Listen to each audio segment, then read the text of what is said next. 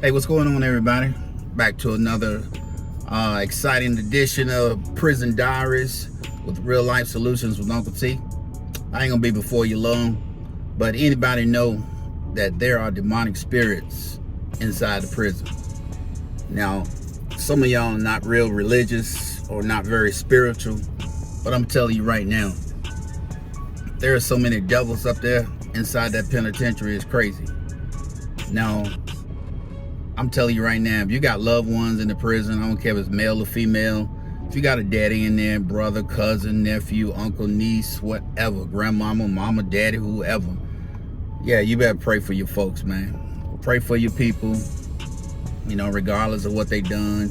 Pray for them, because I'm telling you, when you in the penitentiary, man, I see so much stuff over the years that guys are just possessed with so many different spirits.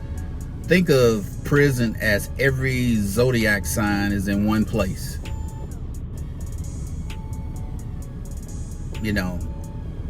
And you got guys in there who think a certain way. You got guys in there who are mental health, who got all kind of mental health issues. You got guys in there who are narcissists. You got guys in there who are covert narcissists, manipulators, con artists, all the way from guys in decent liberties with kids. You got your trans, you got your G's, brown, white collar crime, blue collar. Man, you just got so much going on up in there. And I'm gonna tell you something. We were down in segregation one night, and we had to go use force on a guy one night, and he was just strange looking, real strange looking guy, right? And always talking crazy stuff. He was always jibber jabbering, saying stuff, and then he'll blurt out stuff. Like if he was to say, I got a visit on Sunday. And that's how he would talk.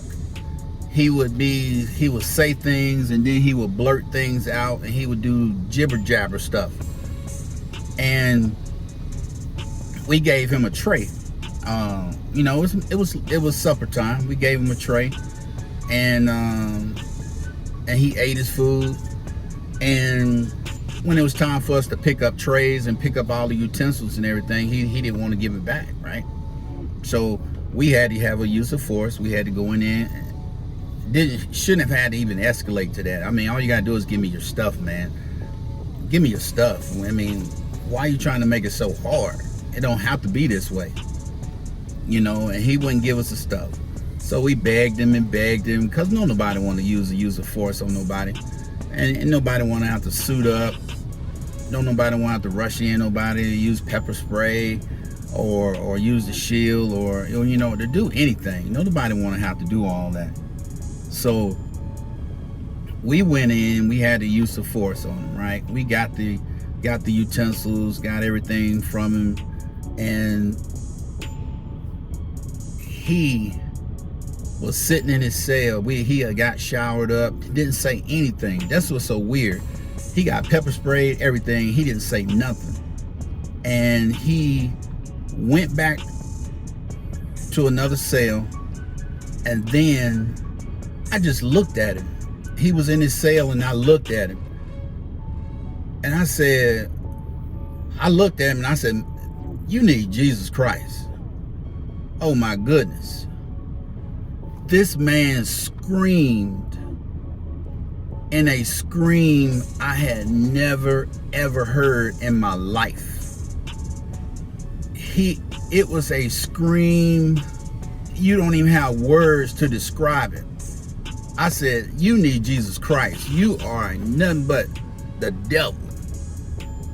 And when he let that scream out, I knew for fact that boy had something in him. He had something inside of him, and I know it wasn't holy. And I'm telling you, and everybody heard it. All the inmates in segregation, like, what's that? It was one of them crazy sounding screams, and all because I mentioned Jesus Christ. And I said, you need Jesus Christ, and he went crazy.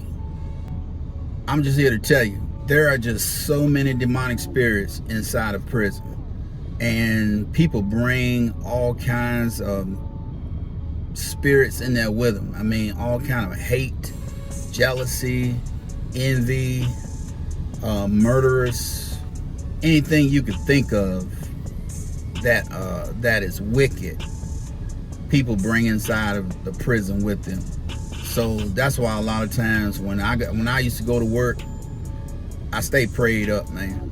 I stay prayed up. Lord, help me to be able to deal with all the situations that arise today. Lord, help me to be able to say something positive to somebody that may change their life.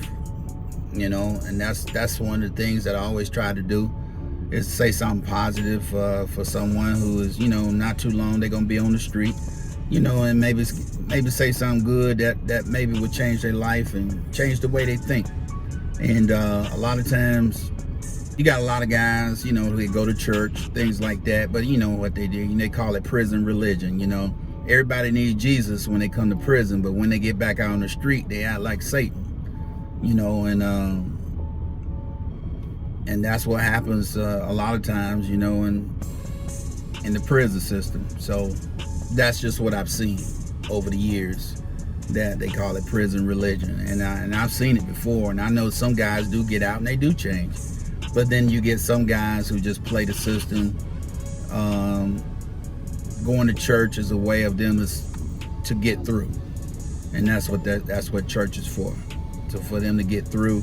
Once they get back on the street, they turn into a hellion again, you know, until something else happens and they come back to the penitentiary and something else happens. So, you know, it's just one of those things. It just really is one of those things. And